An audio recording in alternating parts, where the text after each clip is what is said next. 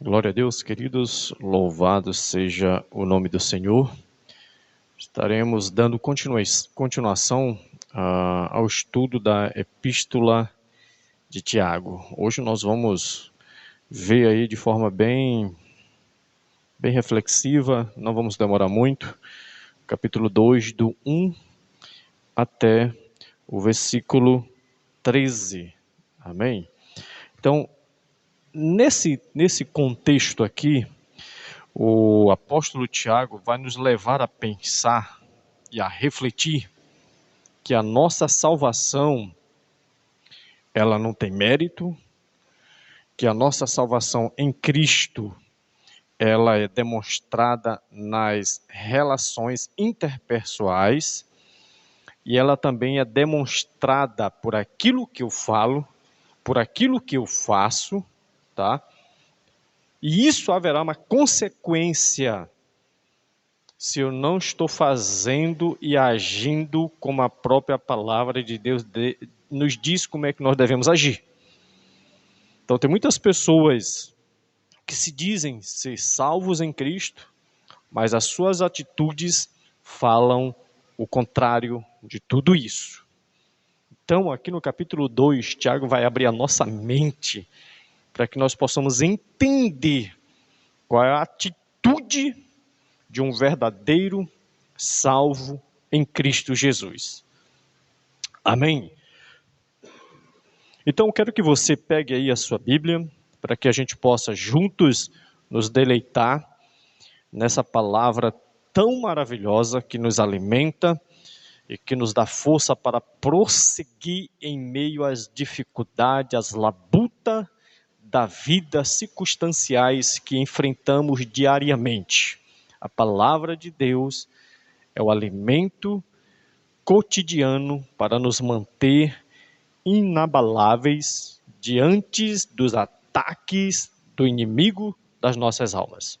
Então é por isso que nós devemos estar orando e estudando a palavra. Querido, deixa eu dizer uma coisa. Uma das coisas que Satanás mais vai fazer para impedir o servo de Deus se alimentar da sua palavra e se depender dele, ele vai atrapalhar o servo do Senhor ter a sua vida devocional diária. Então, uma coisa, um fator muito preponderante que Satanás vai atacar é para não deixar você ter uma vida devocional. Então ele vai fazer de todas as maneiras e vai agir de todas as formas para que você não tenha o prazer, a alegria de estar se alimentando diante do Senhor. E isso é tão real que às vezes a gente ouve de muitas pessoas: meu Deus, o meu dia hoje foi tão corrido que eu não consegui meditar na palavra. Então, ele vai fazer de todas as formas para que o Filho de Deus, para que o servo de Deus não medite e não estuda, não venha estudar e não tenha uma vida devocional diária, tá? Do seu estudo bíblico. Então vamos lá.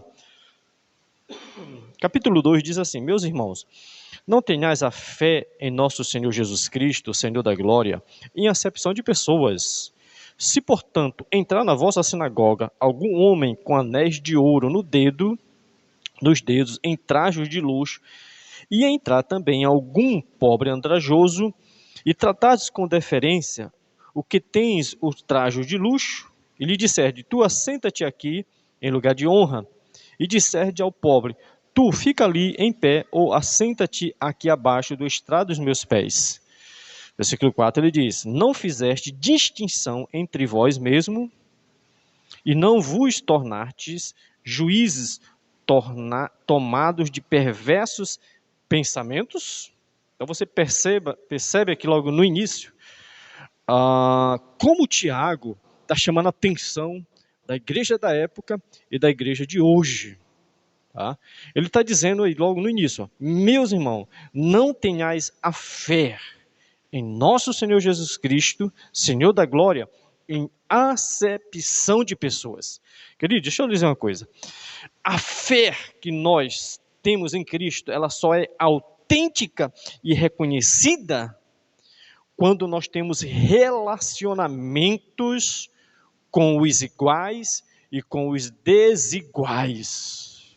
Como é que eu posso dizer que eu sou um salvo em Cristo Jesus, que a minha vida está fundamentada em Cristo Jesus, e eu consigo fazer acepções de pessoas, eu não consigo ter comunhão com todos?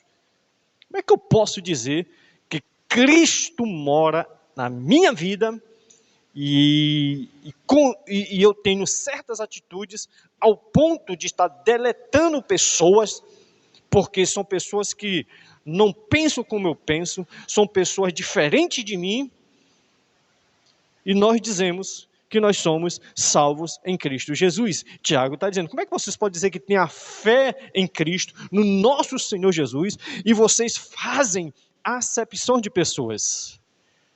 Isso a gente encontra demais, querido. Ora, querido, andar com alguém que pensa igual a mim, que fala igual a mim, tá? Que é igual a mim, não tem problema nenhum.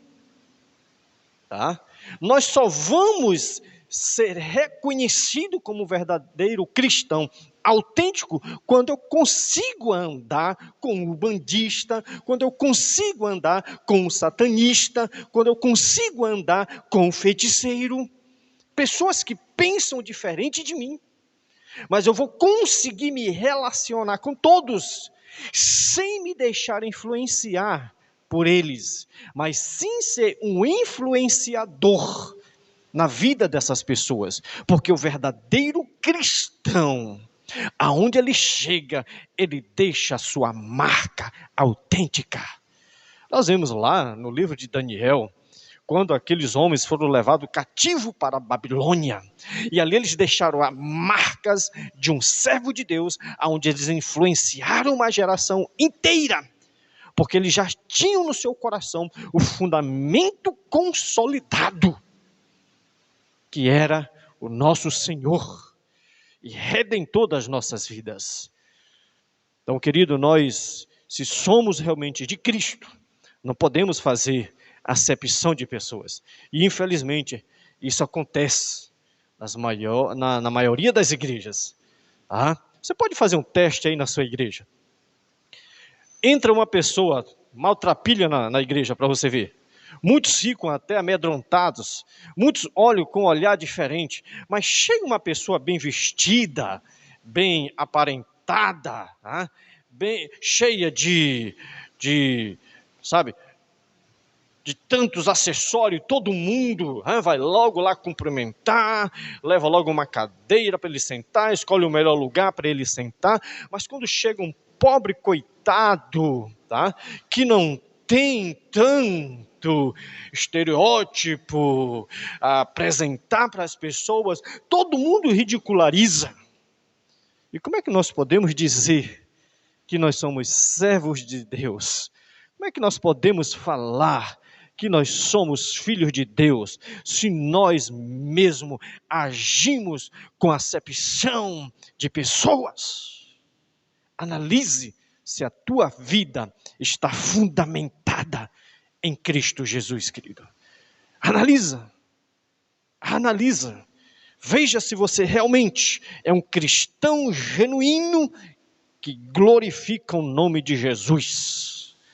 Porque o verdadeiro cristão é aquele que tem uma fé autêntica e é reconhecida aonde ele está, porque ele consegue se relacionar com todos. Jesus falou lá em Mateus capítulo 5, do 44 em diante: ame o que te odeia, ore pelos que vos perseguem. Como é que você pode saudar somente os que te saudam? Como é que você pode amar somente os que te amam? Qual a diferença há nisso? Nenhuma. O verdadeiro cristão é aquele que ama quem odeia, é aquele que ora pelos que persegue, é aquele que cumprimenta aquele que não tem nenhum tipo de relação com ele, mas ele está agindo como um verdadeiro servo de Deus aqui na terra. Aleluia. Versículo 5 e 7. Ele diz assim: ouve, meus irmãos amados, não escolheu Deus os que para o mundo são pobres, para serem ricos em fé, herdeiro do reino que ele prometeu aos que o amam? Entretanto, vós outros menosprezastes os pobres. Não são os ricos que vos oprimem, e não são eles que arrastam para os tribunais? Não são eles os que blasfemam o bom nome que sobre vós foi invocado? Querido, aqui nós percebemos nitidamente a soberania de Deus, a escolha de Deus. E é Deus que escolhe, é Deus que elege. A salvação não é meritória, a salvação não é algo conquistado, é algo que é dado por Deus, é algo sem mérito, aonde ninguém merece nada. É o Senhor que alcança, é o Senhor que esclarece, é o Espírito Santo de Deus que vem para iluminar o homem, para esclarecer o homem, para que ele não seja condenado no dia do juízo.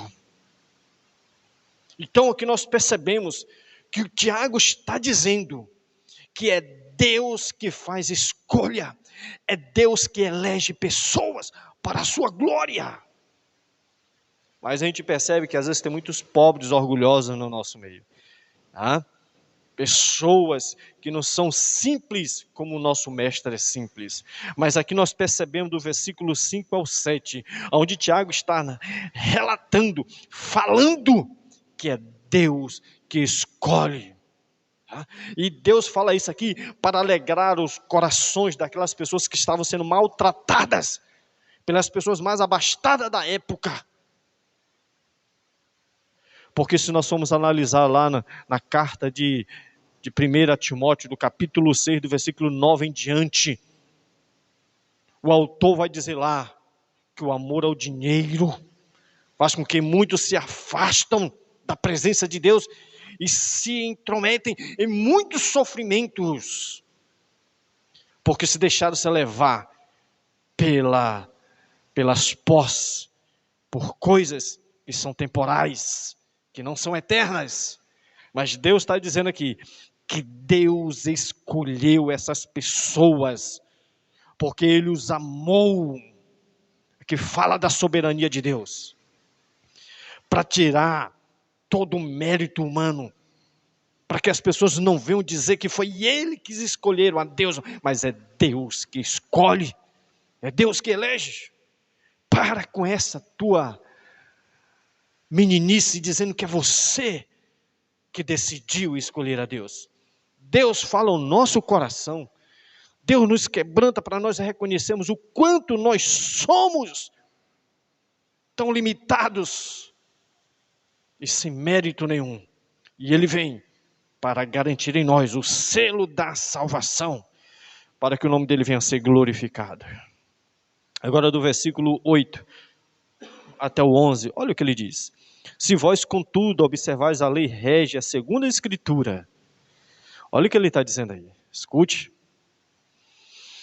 Amarás o teu próximo como a ti mesmo. Faze bem. Se todavia fazer acepção de pessoas, cometeis pecados, sendo arguido pela lei como transgressor, pois qualquer que guarda a lei, mas tropeça em um só ponto, se torna culpado de todos os mandamentos. Porquanto aquele que se diz não adultera, também ordenou, não matarás. Ora, se não adulteras, porém mata, vês a ser um transgressor da lei.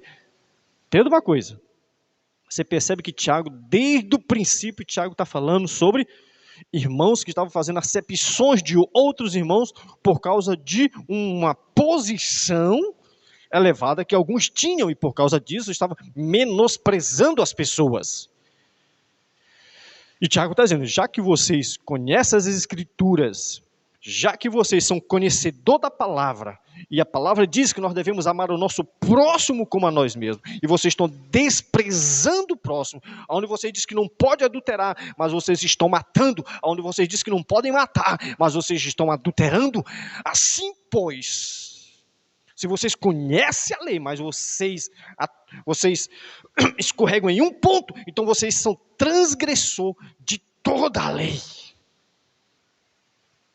Perceba uma coisa aqui, querido. E hoje nós vemos isso na nossa atualidade. Pessoas que conhecem a palavra, mas não conhecem o dono da palavra. Gente que tem o conhecimento na mente, mas não tem o amor no coração, a transformação genuína do Senhor Jesus. Querido, deixa eu lhe dizer uma coisa. A questão não é quem é o meu próximo, e sim para quem eu possa ser o próximo. Essa é a grande realidade. A questão não é quem é meu próximo, a questão é o que eu posso ser para esse meu próximo. Você vê lá em Lucas capítulo 10, 31 e versículo 32, quando aquele samaritano está lá na estrada, foi espancado, está lá caído quase morto, e passa um sacerdote, e passa um levita, e todos passam de largo. Quer dizer, não se preocupou com o próximo. Então muita gente conhece as escrituras, mas não pratica as escrituras, não age com amor, não tem compaixão do seu próximo, só quer se aproveitar do seu próximo, só quer tirar proveito dos outros, mas não quer ser bênçãos para os outros. Tiago nos fala que é algo muito sério, querido, para os nossos dias atuais de hoje, que isso acontece. Muitas pessoas hoje que só buscam o seu próprio interesse e está pouco se importando com o seu irmão dentro da sua igreja. Quantas pessoas passando por dificuldade, passando por algum tipo de necessidade, e ninguém sequer se preocupa, porque todo mundo está se preocupado com o seu umbigo. Como é que você conhece a palavra e você não obedece? Ele está dizendo que você é um transgressor de toda a palavra. Então eu devo ser o próximo para o meu próximo.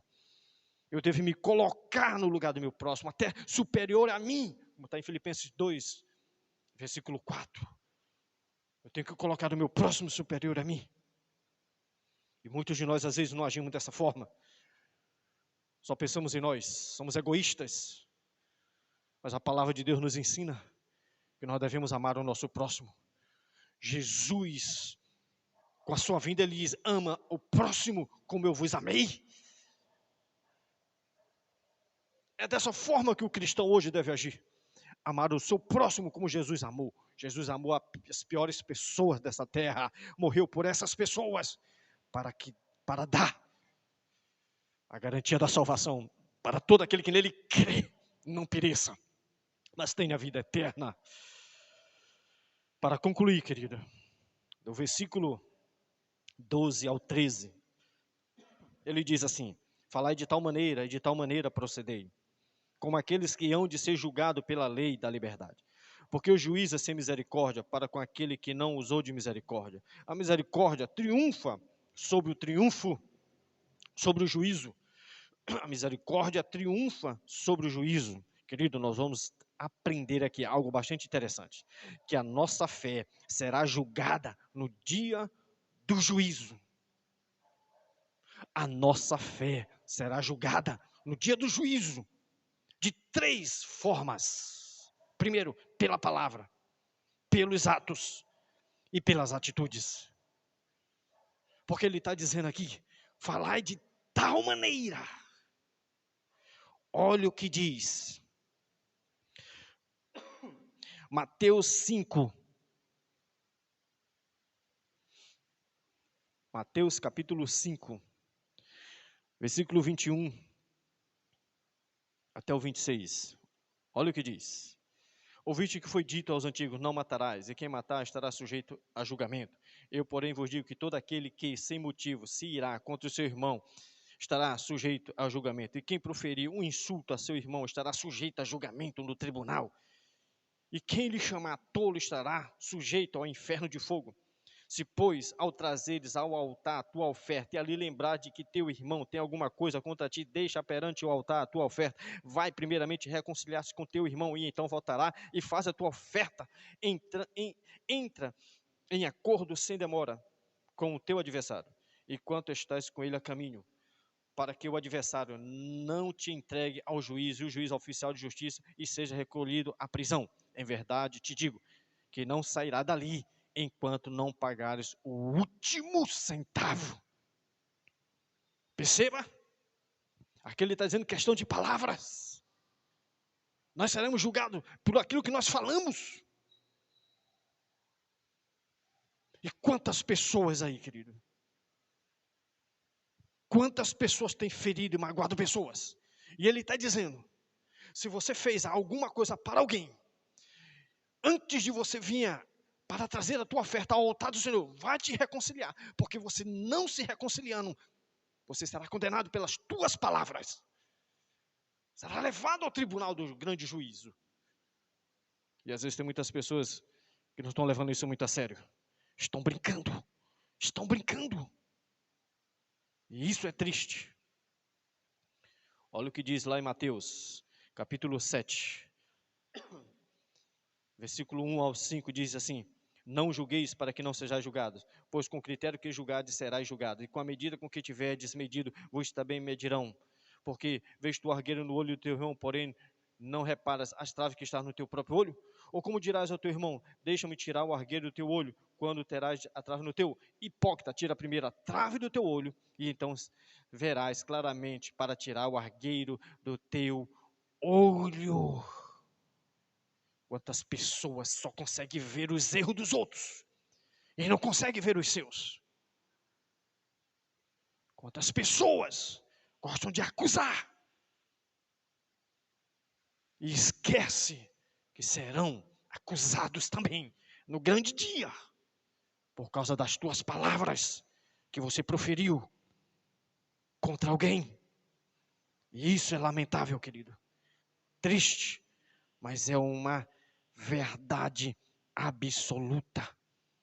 No mesmo texto de Mateus, capítulo 7, versículo 21, em diante diz assim: nem todo o que me diz Senhor, Senhor entrará no reino do céu, mas aquele que faz a vontade de meu Pai que está nos céus. Muitos dirão naquele dia: Senhor, porventura não temos proferido, olha aí, profetizado em teu nome, e em teu nome não expelimos demônio, e em teu nome não fizemos muitos milagres? Então ele lhes dirá explicitamente: nunca vos conheci. Por quê?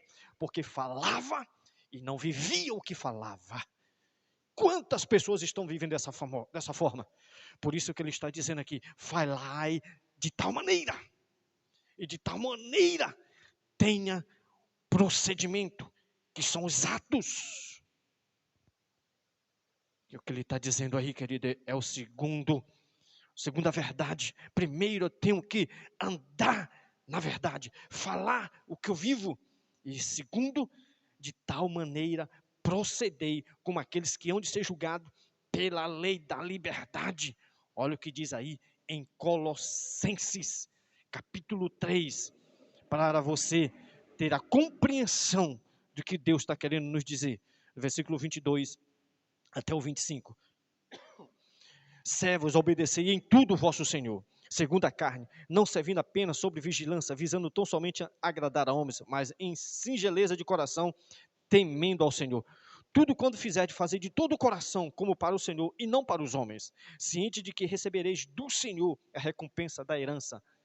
A Cristo do Senhor é que estáis servindo, pois aquele que faz injustiça receberá em troco a injustiça feita, e nisto não há acepção de pessoas. Que tipo de atos, que tipo de procedimento você está tendo? Você está fazendo as coisas para agradar a homens? Ou está fazendo algo para agradar ao Senhor? De tal maneira falai, de tal maneira procedei. Para quê? Como aqueles que hão de ser julgados pela lei da liberdade. Querido, não brinque. A Bíblia já nos diz, de Deus não se zomba. O que o homem planta, ele colherá. E por último, no versículo 3, ele diz: porque o juízo é sem misericórdia para com aquele que não usou de misericórdia. A misericórdia triunfa sobre o juízo. Aqui está falando de atitude. Que tipo de atitude você está tendo dentro da casa de Deus? Se você é um salvo em Cristo Jesus, me diz. Olha o que diz aqui em Mateus capítulo 18. Você já conhece essa história? Mateus 18, do versículo 21 até o 35. Fala ali a história quando os discípulos perguntam para Jesus. Pedro diz assim, perguntou, Senhor, até quantas vezes eu devo perdoar o meu irmão? Até 7 vezes? Respondeu-lhe Jesus, não te digo até 7, mas 70 vezes 7. Depois ele vai falar da parábola daquele homem que devia 10.000 talentos e o outro devia somente 80 denários, 100 denários. Ele foi perdoado pelo seu senhor, mas ele não conseguiu perdoar o seu conservo. E quando o senhor soube que ele não perdoou, ele foi lançado na prisão, atormentados por verdugos, porque teve uma atitude contrária. Ele recebeu perdão e não perdoou. Quantas pessoas estão dentro da igreja com um coração cheio de mágoa, um coração cheio de ressentimento, pessoas que não conseguem perdoar, e ainda tem a cara lavada de levantar a mão dentro da igreja para dizer que ama a Deus, que adora a Deus. Você é um hipócrita mentiroso, irmão. Deus ninguém engana. A Bíblia diz que Deus prescruta o coração do homem. Ele sabe o que tem lá no interior, lá no profundo. E Deus quer que você se conserte. Deus quer que nós nos consertemos, que tenhamos uma atitude de misericórdia, de compaixão. Se fomos afligidos, magoados, devemos liberar o perdão. Nós não somos a Coliseu para guardar lixo dentro de nós. Que atitude você está tendo na casa do Senhor? Como um salvo. Porque o verdadeiro salvo em Cristo não guarda mágoa, não guarda rancor, mas ele glorifica ao Senhor em tudo que faz. Que o Senhor te abençoe, que o Senhor te guarde, em nome de Jesus. Amém.